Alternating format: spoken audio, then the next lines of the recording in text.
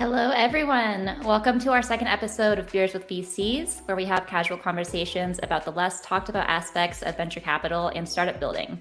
We are your hosts, Sabrina Passman and Simon Lancaster. And today we're very excited to be joined by Benedikt Langer of the Sutton Firm. Benedikt has played a key role in developing the Sutton Firm's venture strategy and has a unique and thoughtful community-first approach. He is also the founder of the Associates Network, a curated community of associates in venture capital. Benedikt, welcome. We're very excited to have you. Thank you so much for having me, guys. Amazing. Cheers, everyone. I think it's beer time. Everyone go around the room and tell us what beers you're drinking. So I went out today to a fancy bar. I got the Schneider Weisse, which is a German beer. I'm German. It says imported from Germany, just like myself. It says unfiltered, like a true German. So like yourself, like the way. Yes, this is my beer. I love it. Awesome. I love it. Excellent choice. Okay, I'm drinking Iron Shore Bock. I am currently in the Cayman Islands, so enjoying lots of local brews. This is a 7% ABU, and it's actually made here on the island, which is pretty cool. Very, awesome. Very tasty. Very, very nice. And I'm doing Umbrella Parachutist. Oop, there we go. It's a hazy from Dunlow Brewery, which is in Davis, California, which is where I'm currently am. So love it. Delicious hazy, very juicy and local. And supporting local businesses, which is always nice. Yeah, absolutely. Awesome. Speaking of communities, just kidding. I love it. So today we're going to be talking about the power of community. And one thing that I am super excited about, Benedikt, is that the Sutton Firm is approaching their investment strategy in a very unique way, I think, amongst other firms that we have met and have been speaking with. Would love to get your thoughts on sort of the current market dynamics and how you've chosen your current strategy. Yeah, so we've been investing in VC as a family office for the past 3 years, roughly. We initially started out doing early stage investing. Over time, as we're learning, we found ourselves much more aligned with being LPs in emerging funds, which even now, after kind of we've seen the cut in VC, has become much more compelling than it's already has been for us. Mm-hmm. Just because of the fact that fundraising has gotten a lot harder over the last couple of months for emerging funds, and emerging funds have already been underfunded. So there's a big opportunity there. There's the deal flow. It's much harder to get good deal flow. Deals have really gone down lately. And now, with that being said, bringing value to your founders and in order to win deals is much more important. And we find that GPs usually have a unique experience in the industry they invest in. So they have a big advantage there to win the deals. Exits, the exit window got a lot tighter lately. So investing in early stage, which emerging managers do, is also super attractive. And then there's the other component to us that besides assessing that side, we really look for people, and that's where most of our due diligence is centered. And we're extremely relational, and investing in founders, of course, we've got a relationship there, but we've all kind of seen how crazy the pace was in 2020, 2021. It was just hard for us as a family to be a part of those deals, to keep up with that pace, because we really did want to build that trust. We wanted to build that relationship. And being LPs, we have that opportunity, and we have the opportunity at value to the GPs when it comes to the people side. So yeah, I actually love that point.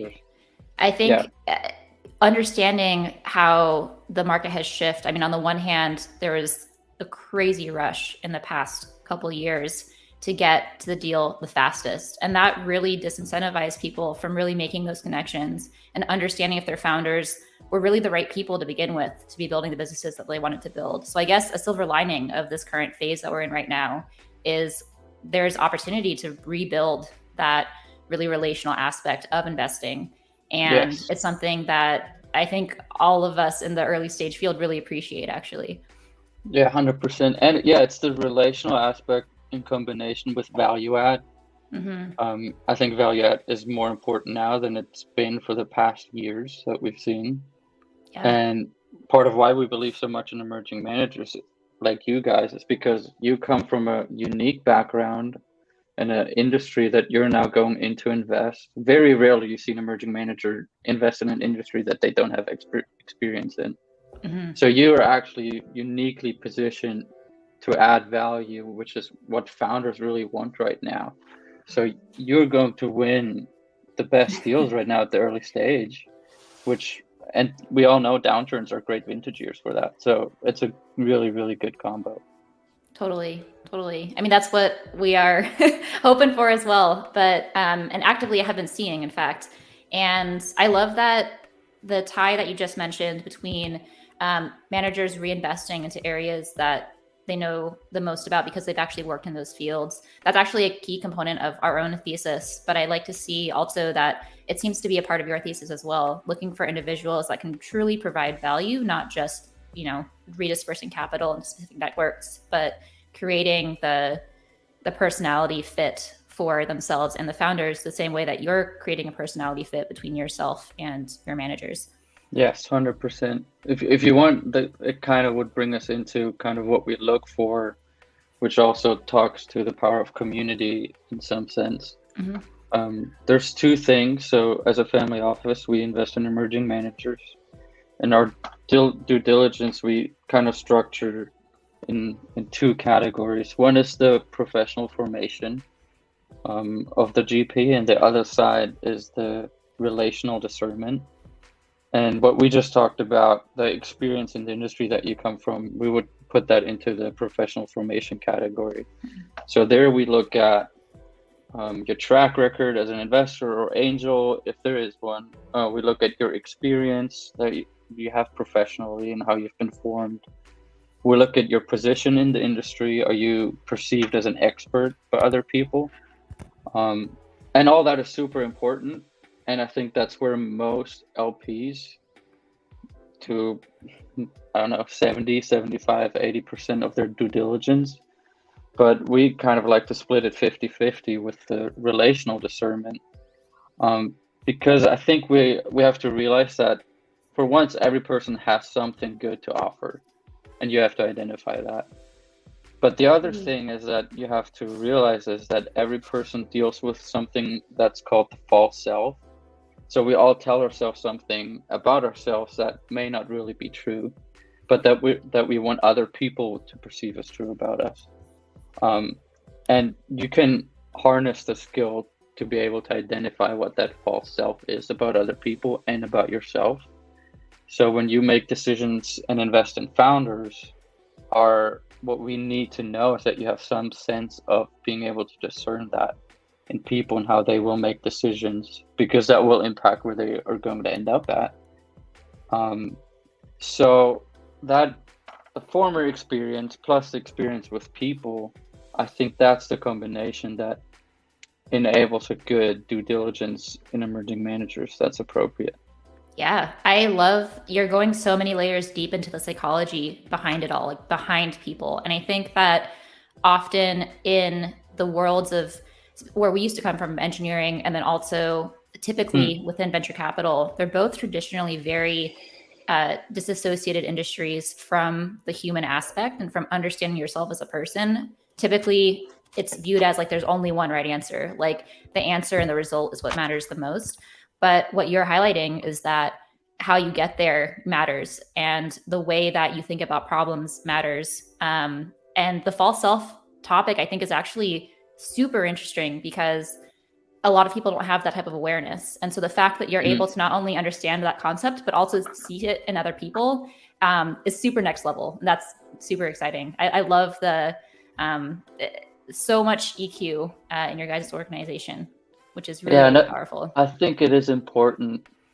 Well, and yeah, I can say this, not just because of this podcast, but having met Simon, I've realized that he's kind of harnessed and mastered the craft of building community while combining that with the professional formation part. So that is a really good example of harnessing that skill. And I mean, you've had so many patents and stuff like that Like you've really had to be able to discern the right fit for people for certain goals and projects. And that track record, seeing that for us as LPs, that is just as important as seeing the track record of your returns. Yeah, no, Simon, I'd love to direct this towards you because right you have back at you, sir. I know you're hugely complimenting us. We're getting you're one of the top community builders in our network, and I appreciate that. You know, we've talked about the quality of building, the quality of community, and a big part of that is like the quality of the introductions that we each make. Mm-hmm. And I think being like a Uber connector or a super connector it's a really important way to quickly add value, because of course community building, trust building, it's a long and drawn out process. Yeah. And takes time. And projects take time and trust building takes time. But making the right introduction at the right time is pretty quick and can sometimes actually cause, you know, that trust to accelerate in a much faster way. So yeah. And you're really a super connector. Like we should have called this podcast one of the top people affirming each other. One of the top people in our network. But in any case, Sabrina was going to ask me something, but I think before we get to that, the network you're building with the Associates Network or the Associates Network is a testament to that and the quality of community that you're building. So I appreciate that. We're going to dive all get deep off into that. Boxes now. I'm excited to dive deeper into the Associates Network. One thing I wanted to highlight before I go back to you, Simon, is one quote that we heard recently was decisions move at the speed of trust. And that was something that really resonated with, I think, not just even in the VC world, but anytime you meet someone new, it's like you're not going to get to a next stage of the relationship until the trust is built. And leading with that first and foremost of like, it's a trust relationship basically every time you enter. And as someone who I've learned so much from you, Simon, directly, I didn't realize the impact that the community could truly have when I was really early in my career. And I think that I wanted to double click more on how you've built the community and what your mindset is. And as I've gotten to know you, I've realized it's kind of inherent to who you are as a person. It's not something that you try to do, which is kind of is attracted, but would love to hear your thoughts on how you go about community building and how that's worked out. Yeah. And networking. Mm-hmm. Yeah. I mean, I agree. It has kind of been ingrained in me. Probably inspired by my mother, who started or was part of a network called Network back in the 90s. Like this is how novel it was. But but in any case, I do wish, like you were touching on, I do wish that in my younger years, teens even, but 20s, I had started building communities. I think I really only started meaningfully in my late 20s, early 30s through LinkedIn when LinkedIn became really popular. But the time aspect of trust and community building is really hard to accelerate. It's just, that's the fact, right? Like if you build a community in your early 20s and you minimally nurture that community, it's going to be exponentially more valuable by the time you're in your early 30s or mid 30s. And I'm actually mentoring some high schoolers, a couple in particular, trying to instill this in them, like, hey, now is the time. Start planting the seeds, because it just, the time aspect of it is really, really hard to replace. And it's almost, I don't want to say free, but it just happens. Okay, so putting that aside, now, yes, so LinkedIn has really been incredible for us, I think. I started building out community on LinkedIn almost 10 years ago now, when I was at Apple, posting videos, manufacturing videos and stuff. And that did kind of start creating a bit of a momentum behind like-minded individuals. And we've leveraged that and rolled that into our emerging manager community, and starting to collaborate with other networks and communities like Benedikt's, and some other women in engineering, and now Cool Water as well. It's cool, and helping each other is like the first way, and I'm sure totally. we're gonna get into this I think more. Leading with the fact that the purpose of community is certainly not to like benefit from it. I think, and this is something Benedikt would love you to explain your thought process behind it, but it's not just doing it for the end goal of everyone benefiting. It's actually like leading with value first, and you put this really well. Yeah, I think so.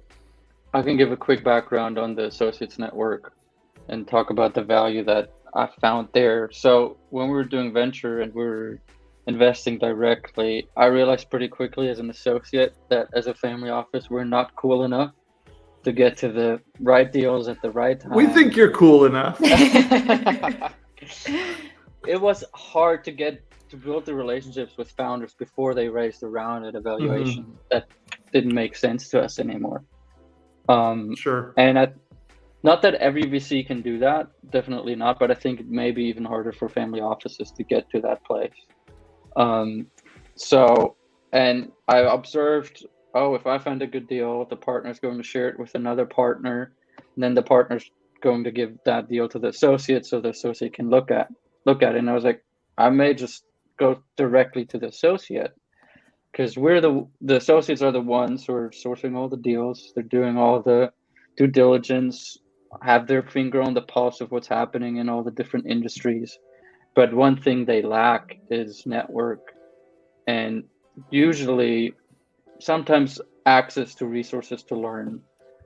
I got lucky because I met, for example, Simon, who is a GP, and I'm an associate. Usually those type of relationships are not very sustainable just because it's hard to find a mentor like that. So it's really helpful for associates to connect with each other, just because, for example, in the beginning, I was trying to figure stuff out. How does this work? And I started building relationships with friends from Plug and Play and all these bigger firms. And I was able to ask them questions of, hey, how does this work? Not that I couldn't ask my partner that, but it's even better if I can proactively learn that myself. And then obviously there's an obvious value of, we're all sourcing deals. Let's share deals with each other, save each other some time, and get warm intros, which is hard for us to get. So that was my intention of, hey, I want to provide value in a way that gives you access to relationships that are meaningful for you. Because like you said, Simon, if you build relationships now, especially in venture, those relationships in 10 years are going to be exponentially valuable. Those associates are going to be partners, founders, you name it, and you can take that network with you anywhere you go. But that will only last if the relationships are meaningful, versus if I just open a Slack group and put 300 people in there. So I started. Reminded me of something. So I started with simple Google Sheets and noted of every associate I knew, you invest in that industry, that stage, that geography. And then I connected them every single Friday by hand via email.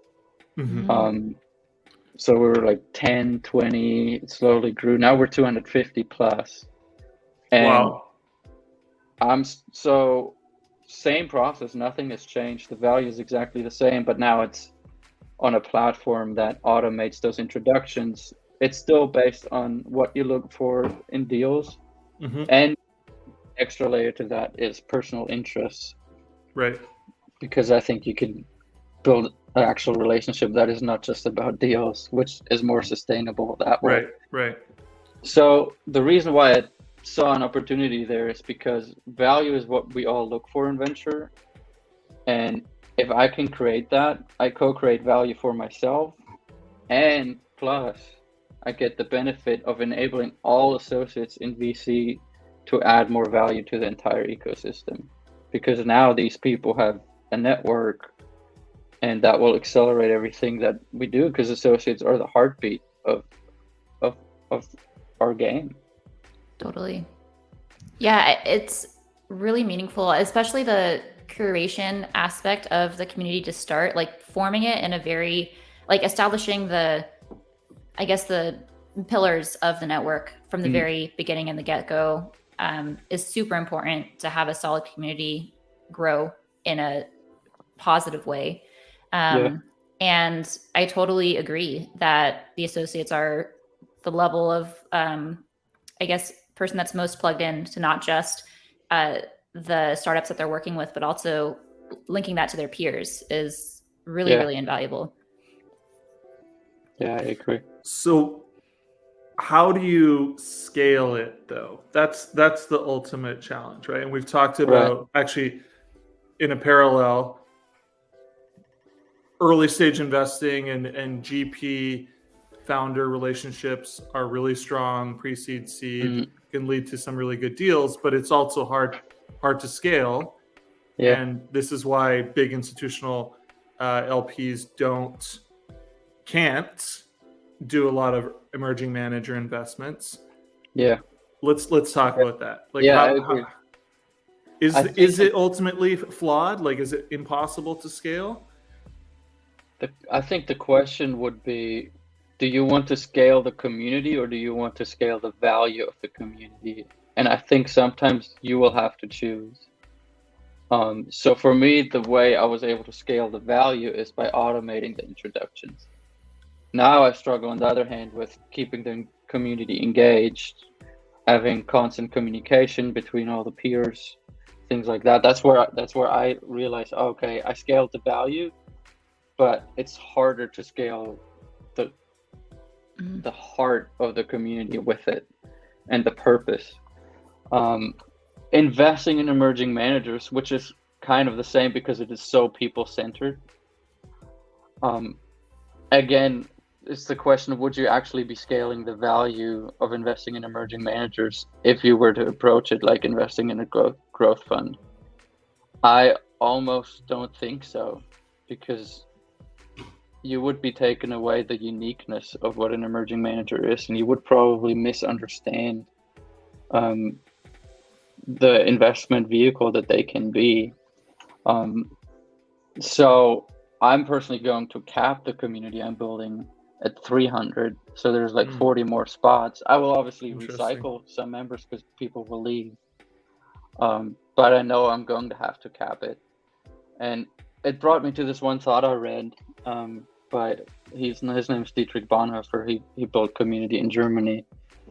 And he said, if you love the idea of the community more than the actual community that you have, you're going to kill it. Versus if you just love the people that are in it, you're going to build it. And scaling, especially in VC, it's just that often we fall in love with the idea of the scale that it could bring, right? And as investors, you're constantly assessing of like, can this company scale, or is this founder just in love with the idea of the scaling? Same with investing in emerging managers. Like, if you love the idea more than the actual people, then I think you're not going to find a sustainable way to do it. That's a really interesting take. I like separating the value from the actual quantity. And actually, in terms of the investing pendulum swinging, it obviously swung very hard towards pure just scaling in the past couple of years. But I do feel that it's swinging back now towards more like actual value creation, not just like in the sense of community, but also in the sense of the startups that people are trying to build, the timelines in which they're trying to build them. I mean, I think gone are the days in which people get like $500 million for, a chicken scratch on the back of a napkin and are like, just go. And in a year's time, like your valuation has doubled somehow. Like it's not like that anymore. And I think that applies also to community building. Like, people are realizing that it's not just scaling for the sake of scaling is not valuable. No, I totally agree with that. Yeah. And you're right, that idea and that perception is changing, I believe. It's a silver lining, I think, despite everything being down. I think that means that we're coming back towards value over grow at all costs. And with that topic, kind of people approaching it maybe maybe some LPs approaching investing in emerging managers with more of like a scale perspective to their own investment strategy. Mm-hmm. Do you guys, it's helpful for me to learn as an LP when you have LP calls. Do you think that is a common approach, and does that bring some things you would wish people would perceive differently about you as emerging managers? Or? Yeah, that's a really, really great question. Simon, you want to go first? Or you want me to go first? I want to make sure I understood the question. So I understood the second question, which is what could we communicate differently? But what was the first part? Do you feel like LPs approach the opportunity to invest in emerging managers just as part of scaling their own returns and making sure they can scale their fund investments? Oh, I see.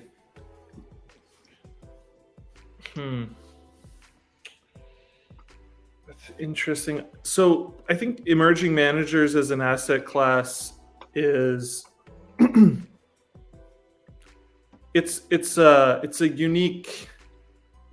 unique thing, right? And there's also a lot of perceived inherent risks in emerging managers, just like there is in early stage startups. Mm-hmm.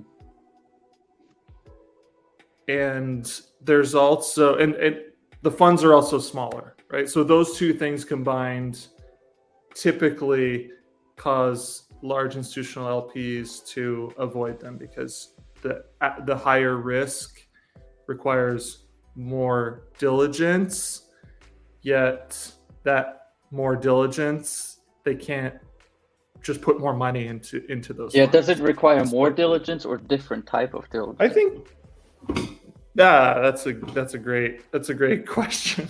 I would say different. I would say different. Yeah. Yes. Totally different. agree. More different diligence. Yeah. No, that's a really, really good point. Very astute point, because LPs that specialize in emerging managers, there's some fund to fund, some family offices like yourselves that specialize in emerging managers. They have a system, and I would say they probably don't do more work than institutional diligence. It's certainly less financial diligence, more operational diligence, more team background diligence.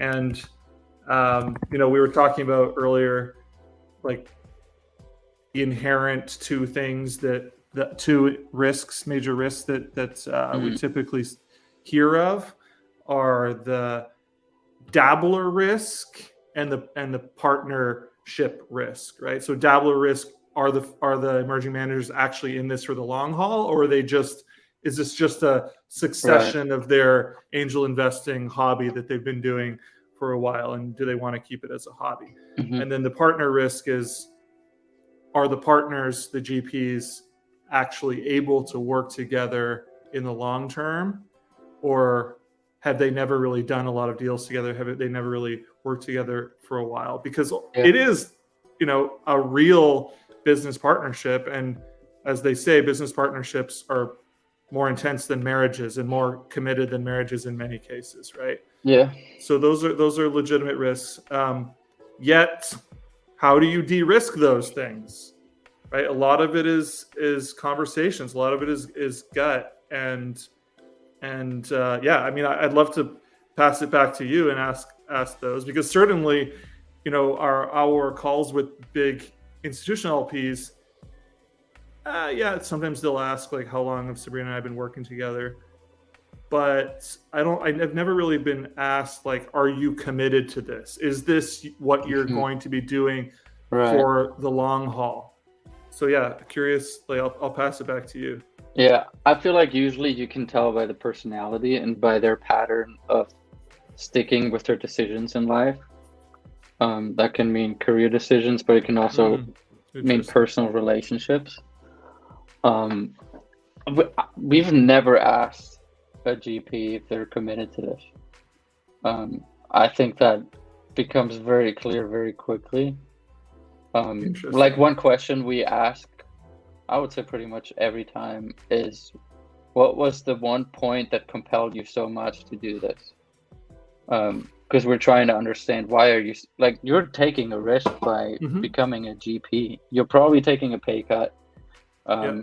You have a family maybe, and that has serious consequences for that. Like there is a significant it's like starting an early stage company. Exactly. Right? Yeah, seriously, you're doing your own startup, so you need to be compelled, otherwise you're going to quit when it gets hard, and it's going to get hard.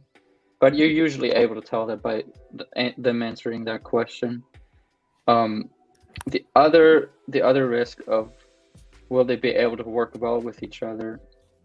I remember we asked you guys, for example, one question of describe what you're really good at in one word, or we asked you, why do you think you guys will work well together? And then we've heard about your experience. You've already met each other in your previous jobs.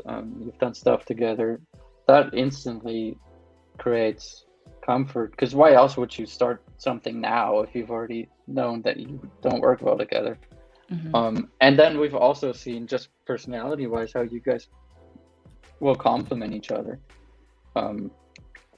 I even think I told Sabrina that when we had barbecue in Fort Worth, which that's where the barbecue's at. it's really good. Yeah, so, and I can say this, so the family I work for, they have unique experience with people. For once, the company they previously owned, they've had an incredibly high retention rate with people. So they're extremely good with building good relationship and being able to assess what does a person need at what point. And at the same time, the son, his name is Jordan, who does all the investment decisions with the dad, he's also building a faith community. So there's that. If you've done that for 14 plus years, you get a lot of reps with people. And I can compare that. So whenever we talk about our fund investments, I'm talking about the reps it takes to assess people. When the painter Monet, he once started just sitting in his garden and painting, and he started out painting the whole scenery with the pond and this bridge and the horizon, and then he spent more and more time there, and then at one point he cut the bridge out and the horizon out, not by photoshopping, just painted new paintings and he just painted the pond, and then he spent more time there and he just painted the lily. And that's where we think we are at in our stage of assessing people. And that's what we're looking for in emerging managers, to see, hey, have you spent so much time with each other that you know all the nitty-gritty stuff, while still being able to see all the big picture, right? And have you spent so much time looking at other people and founders that you're able to just really zone in on, hey, what type of person are you? How are you going to make decisions? Yeah. It's incredibly powerful. I think that I've never heard it explained quite in that way, in the ability to see the full broad landscape and also deeply understand the individual pieces. I think in the sense of investment thesis and stuff like that, certainly that concept has come up, but not in terms of like personality and like people understanding. And I think that those are both so core, particularly to early stage investing, and no matter either into emerging managers or into founders themselves. And actually a lot of the things that you just mentioned in terms of how you vet emerging managers, we ourselves as early stage investors are doing the same thing for our founders. We're trying to figure out, based off of their track record, sometimes it's their first company. Like you can't say that, draw lines from their previous experience necessarily to understand whether or not they're going to be successful in this completely new endeavor by traditional metrics. But there certainly are other metrics, from understanding their personalities, understanding what motivates them, certainly, that can predict how they're going to react in certain types of situations. Yeah, and that's absolutely something we look for. And wouldn't you say that by building community through adding value to people, that your learning algorithm constantly gets trained by, okay, this is why this person wants the value I provide, or this is what this person does with that value. And you just start to learn by building community how people interact with you. I love that. And the fact that, yeah, it's like basically curating your data set. And that's the nerdiest way that I've ever heard it put. But you are it though. That is exactly it. And in fact, even amongst the investments that we've made so far, we've been able to identify trends between companies, between founders that on the surface level are actually quite different. But when put into similar situations, tend to react in similar ways. And because of learnings we had from founders in certain areas, we can help guide. And of course, every single person is different and they have different motivations and different styles, but it helps us help them better, and we wouldn't be able to do that without creating the community and being a people-centric first firm. Totally agree with you there. Yeah. So Simon, now that you've grown your LinkedIn so like over 10 years, would you say you've perceived people and maybe what they look for in value that you can bring? Do you feel like you've had some learnings, sir, 10 years ago versus today?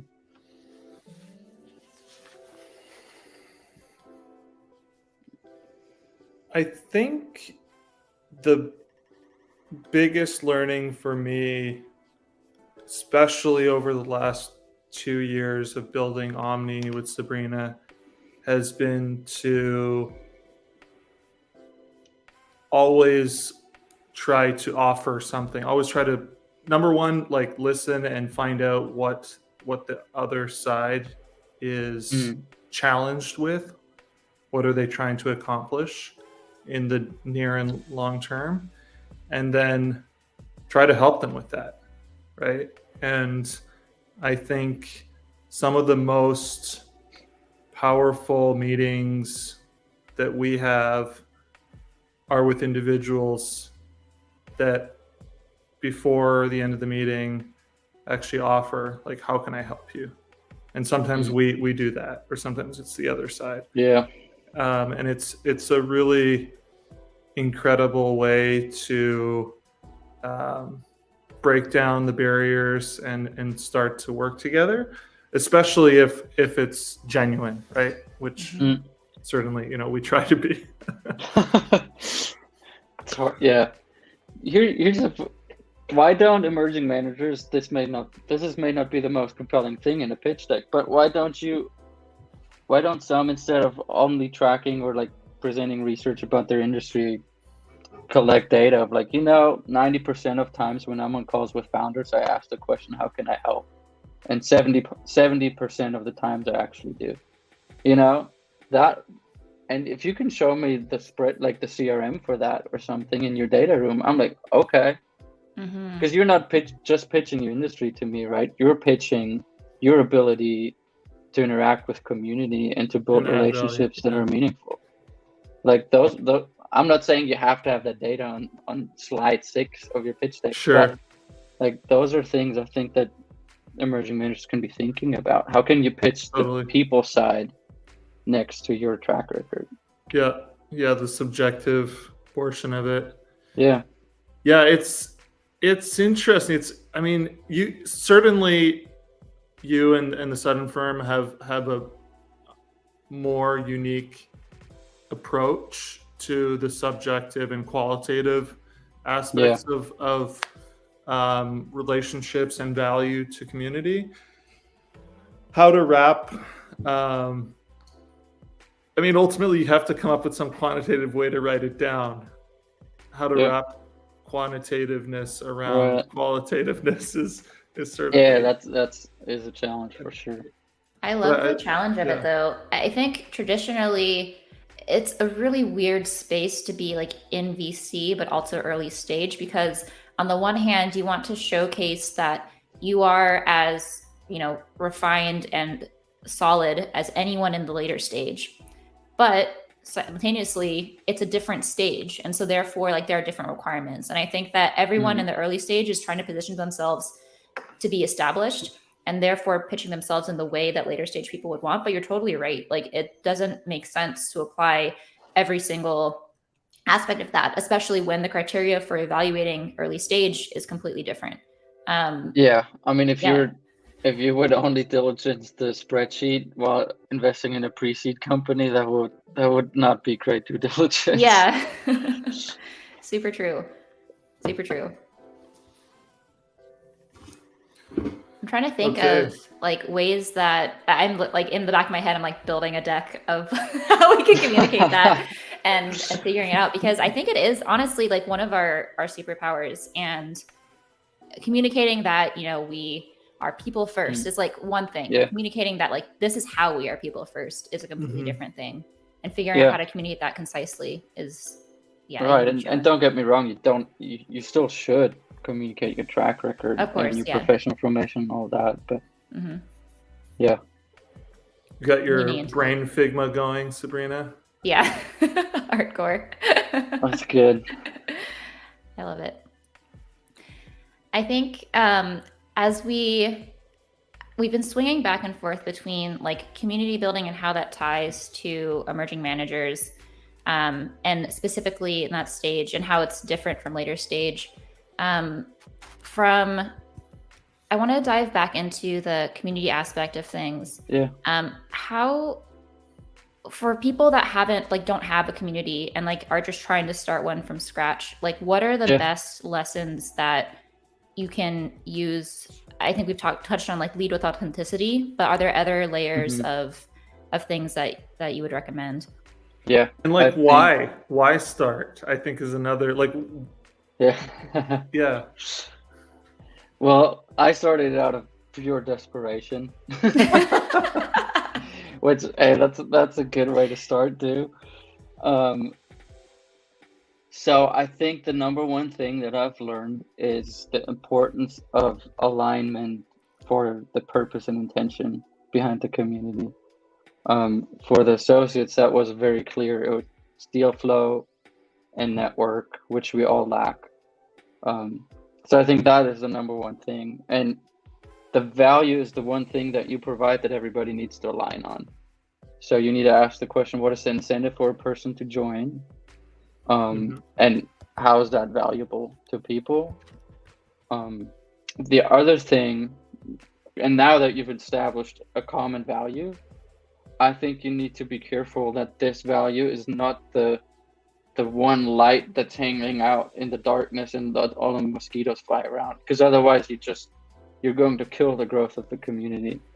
You need to have some sort of outward focus, because otherwise you're going to make the community inward focused, which will kill growth.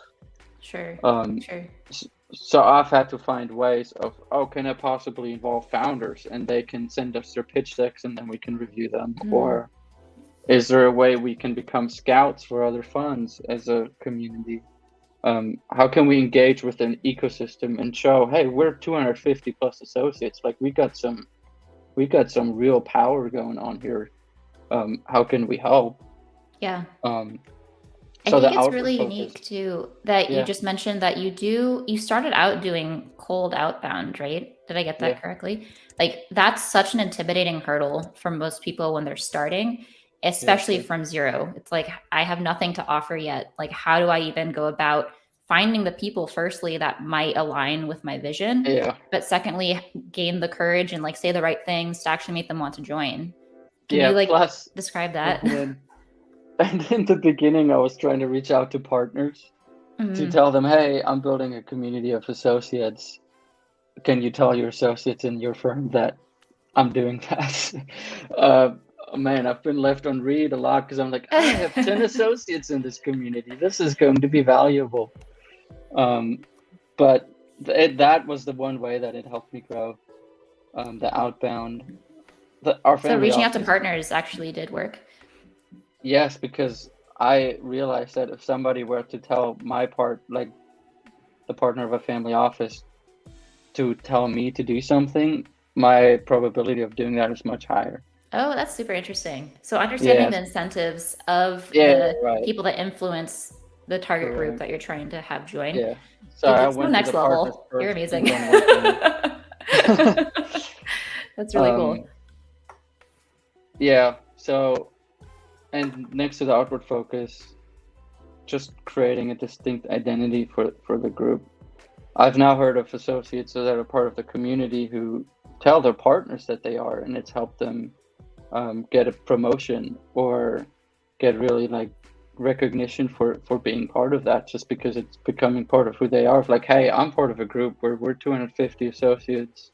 We share deal flow. I meet a new person every single week. I'm actively networking through that. And I think that's where it becomes hard for me personally, because I would feel prideful to say, oh, everybody, you need to focus. You're part of the TAN community. Like, this is the thing. Because then I would make it about what I've built, right? Sure. And slowly, I think that would change the value of what I'm doing. So I'm constantly having to remind myself of like, oh, that's the side product. Like, that's all great, but don't make the people focus on the name of the community. Just, does that make sense? Yeah. It's not just so I think that's the brand. That's a danger of building community. It can make you prideful. Totally. I mean, firstly, super impressive that you've scaled it up from 0 to the quality that it is now. I mean, it must be incredibly rewarding to have people come back and say that this network actually helps them get a promotion and help them within their career. So many deals have come out of it. When we jump on deal flow chats and people know each other and are friends, they talk to each other every week. So that's the stuff where I'm like, oh, okay, this is why I did it. I just while we've been talking, I got a message from an associate in the network saying he met someone this week through the regular meetings. He wants to introduce him to me, and he said, I feel like you'd. No, I'm not even kidding. Can I connect him with you? I feel like you'd be able to give him some guidance and maybe even exchange deal flow. So it is working. Dude, that's awesome. Yeah. I sent that associate $10. You know who it is. It's the person we talked about earlier. I'm not name him on live. Dude, that's LinkedIn, awesome. Yeah. How cool. That's funny. Yeah, that's what I'm doing. And that makes me like, because here's my... Cheers to that. Yeah, cheers to that. Let's drink a German beer. I am compelled that... Open the second K-brew. Different one. Anyway, keep going. Sorry. I'm compelled that the emerging managers need to be the next asset class and venture that's tackled. And then what I think is next are associates. I think associates are one of the most underappreciated asset class in venture. You want to monetize the associates now? Wait. No. So I think people need to be investing in associates more than what they're doing right now. Interesting. I believe cool. One day you could start microfunds through associates. That's right. That's cool. But besides, and basically get their emerging manager track record started at the angel stage, essentially, right? And why not invest in the person who's in the person who's constantly diligencing deals? I mean, gosh, I would love to just try it with one. Because I've been following a couple of associates for a longer time now. And a lot of associates do angel invest in the deal flow that they see. I mean, you got to make sure that there's no conflict and that it's aligned with the firm. But yeah, I do know several associates and principals that do angel invest. Yeah, and even then, they're building up a track record through the deals that land an investment and become a portfolio company. They may not invest financially, but still, it's a track record in some sense. And plus, I mean, gosh, you're talking about the people who are constantly looking at deals. Their algorithm, again, about people and founders. Like, I used to take 60 founder calls a week. There came a time where I was just, like, I knew what 10 questions to ask after, like, the first 2 minutes of the pitch, right? And there comes a point where those associates are so honed that if you give them you're like, Simons wants to say something. I see it. He's like, my gears are just like going. It's crazy. I just thought of like, do you even need to? Okay, sure, it would be great to have LPs investing in associates, but is that even necessary? Could you like somehow gamify it so that through the associates network, the associates are like, in a recorded way, heck, blockchain, whatever, picking their deals and having that like recorded permanently. Yeah, because that track record is almost as good as like actually having LPs and spending real money over a period of time. I've had this conversation before. Like you could create some sort of kind of Reddit internally where you can upvote deals.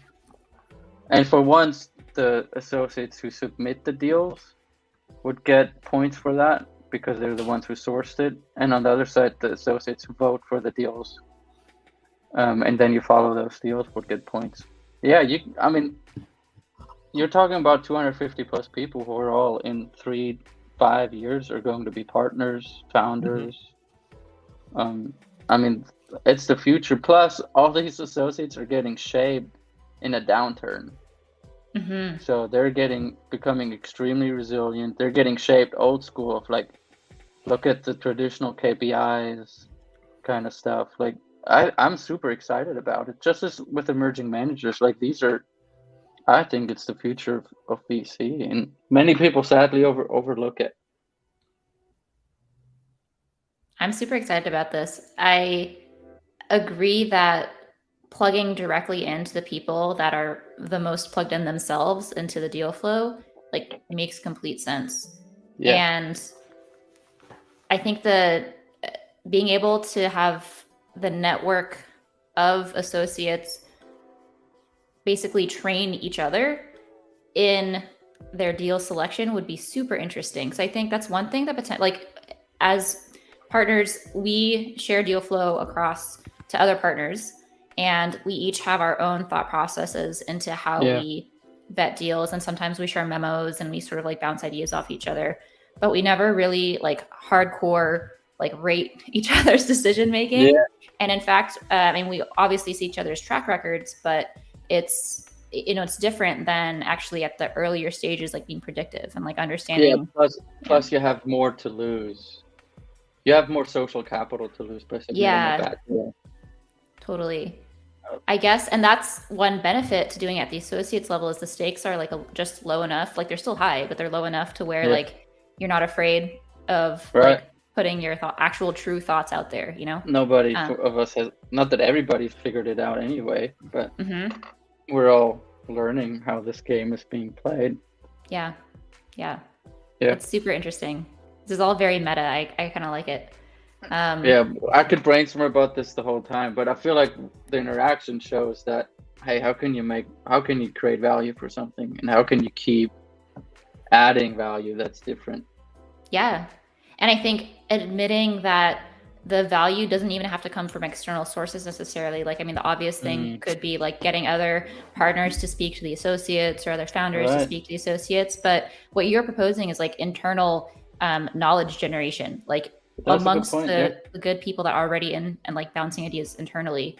And I think that's one thing that a lot of communities actually miss is that they don't self-teach often. I think a lot of it is like they put their best face forward in terms of like, I think like this very finalized, polished thought, like tell me how good I am. And everyone's like, oh yeah, you're great. And it's never like, this is my unpolished, you know, I'm trying to learn here. Like it's very hard, especially if you're trying to build, in your failures. And that is important for, you know, AA models to learn, right? Like you need to understand successes and failures in order to actually benefit. And I think that could unlock a new layer of community, in fact. If you're able they need to be as unfiltered as this German dude. Yes, exactly. The best things come from like the unfiltered truths, I think. And that's the fastest way to learn and fastest way to improve too. Oh my gosh, I've screwed up in this community like endless times. I remember like I'd set up this event with Google and I was like, oh, this is going to be awesome. Until I told the guys from Google, like, I have a network of 250 plus associates. This will be wild. It's like 7 people were live in the chat. Or we have Deal Flow Friday, pipeline calls. And I was like, I don't know what's the best way to share these deals. We have them on Zoom, but I don't know where you can upload them right now. But I just thought I'd start this before, and then I'll figure it out. Like, you tell me what is the best way for you, and then I'll do that. So I think being okay with not being the smartest person in the room when you're building the community. Oh yeah. I think that's important. Like, I'm learning from them. Mm-hmm. And that's what's adding value to me. And that's the reality. Everyone is always learning from each other. Like, there's no, I think Simon and I are very attracted to other people that are very like open with us and like not trying to posture, not trying to say like, I have all the answers, like only share the good sides. Like the people that we value in our closer communities are ones that are like, I like didn't know what I was doing here. Like, this is the ways that I failed. Like, don't do this next time because it didn't work for me. And that's like the type of we like, honestly, like where I personally thrive is like in a layer of unpolished interaction with people. Like, I think that allows me to at least formulate my processes and my own internal thoughts better than always interacting with like the shiniest, highest level of ideas. Yeah, well, you guys have also built a community with emerging managers. How has that been powerful? How has that been helpful to you? In a lot of ways. Yeah, go for it, Simon. We started with actually kind of inadvertently. We started it through barbecues, backyard barbecues. Yeah. San Jose barbecues. Sorry, not Fort Worth ones. I've seen pictures of your barbecue. You still need to make it out to one. I know.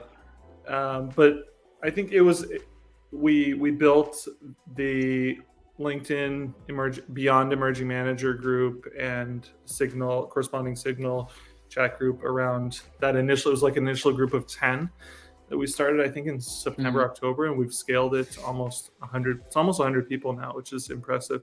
How we've benefited from it. Certainly, I think deal flow is the most obvious one, but not always, I would say, the most value first.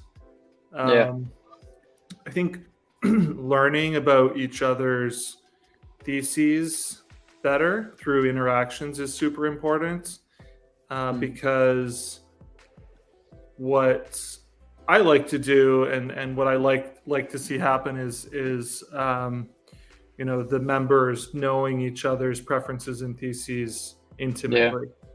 And theses are always kind of evolving, and individuals at firms have slightly different theses than what's published on the firm's websites. So just knowing that, and sending the right deal to the right person is just like magical, right? You've now saved that person a bunch of work, and they can. It's almost like served on a silver platter. That's kind of the coolest thing to see happen. Yeah, and then we share events and news, and light touch points. But I would say, and Q&A, a lot of Q&A on the Signal group, especially like Sabrina was saying, raw unfiltered stuff is great. Yeah. It's great to see. Yeah. Anything from these were terms that worked really well for me or even really poorly for me. Like, I wish I didn't have this term inside of this deal or stuff like that. I think, the failures particularly and helping others learn from them is incredible. That's cool. Yeah. So for associates who are interested in building their community or network, because community can often think, this has to be this one centralized community, but community can just have people that you interact with regularly. Absolutely. What is one thing that us as associates can, when it comes to that, building community, building a network, how to start with people, learn to be good at? I would say just setting up reoccurring calls, like especially with people that you jive with, people that you have, a good interaction with. Set up maybe start with a quarterly call or every other month call, and just talk. Don't just talk business. Yeah. But like getting in the reps and the touch points for sure. Yeah. I would say it's something that I also didn't value when I was in my younger career. It's again, like everything moves at the speed of trust, right? So if you have a first meeting, it might have gone well, right? But if it's just one touch point, it's not like you're gonna trust someone after 30 minutes, right? It's something that you have to continuously build. It's a muscle that you build over the course of time. And I think that understanding that any community, any interaction that you have longer term is not just a single touch point. It's the fact that it continues to grow and build, but you have to put in the work to do that. And again, it doesn't have to feel like work. And I think one thing when I was younger in my career, it felt forced. Like I was like, I feel like I'm just doing this because I know that like we both want something out of each other, and it felt really awful. But my mindset shifted actually in the course of the past 2 years of it's not like you're trying to get something out of the person. It's like you're genuinely just trying to understand them as a human. You're trying to figure out their likes, their motivations, their dislikes, so that like you can have the strongest form of relationship moving forward. And coming at it from the standpoint of trying to understand someone as opposed to trying to like meet their objectives is totally different from a mindset standpoint. And it's completely changed the way that I myself am able to be energized. I'm a huge introvert. Like I don't historically enjoy lots of interactions, but I've come to enjoy it because it's a learning experience. Like I get to just see different perspectives all the time. And that's like totally changed everything for me. No, those are good points. What about would you say make an introduction is like a valuable, Simon, you said like making the right introduction, serving on a silver platter. How do you I do think that? it's a balance. I think we've talked about kind of the balance of introductions, and I'm certainly, especially now that I'm busier, I'm definitely more skewed towards less introductions but higher quality. But it's possible that someone like very early in their career building or their community building may want more introductions so that they can kind of explore and figure out what works for them. But yeah, certainly introductions are super valuable. Social capital that comes along with introductions is a real thing. It's a real currency or a real capital investment. I think it's time for the final question. I know we could talk for hours. The hour has what is the final question? One final question. We're going to end every podcast with this one for you, Benedikt. And the question is, who is the most impactful person in your career so far? In my career. In my short career. Your journey. In your journey. Yeah. These are all loose definitions. I can genuinely say this with a could also be a loosely defined. Yeah, I can genuinely say this without it sounding like I have to say this, but the family I work for once they've given me a shot at something that I often am reminded I shouldn't have a shot at. Like doing ventures, real estate, business acquisition, like philanthropy, so many different things for a young guy. The most valuable business lesson Gary Sutton has taught me is the number one thing to be successful as business is the art of follow-up. I have never heard that before from anybody, but the art of following up on things and on people just makes you 10 times more effective. It also makes community building 10 times more effective. Like, you may have had one intro and you had a 30-minute call, but following up with that person is what builds the magic, right? Yeah. And he's really taught me that. So I can genuinely say the people I work for. And then if I would just have to isolate VC, guys, this is going to sound cheesy, but Simon, genuinely. Oh. Yeah, we're not allowed we didn't plan this. Use each other. Yeah, don't affirm me back, because otherwise that will become cheesy. But I'm able to just give you a 2-minute call and be like, hey, yo, like, I'm struggling with this. I'm going to start increasing the volume of the music now and fade you out.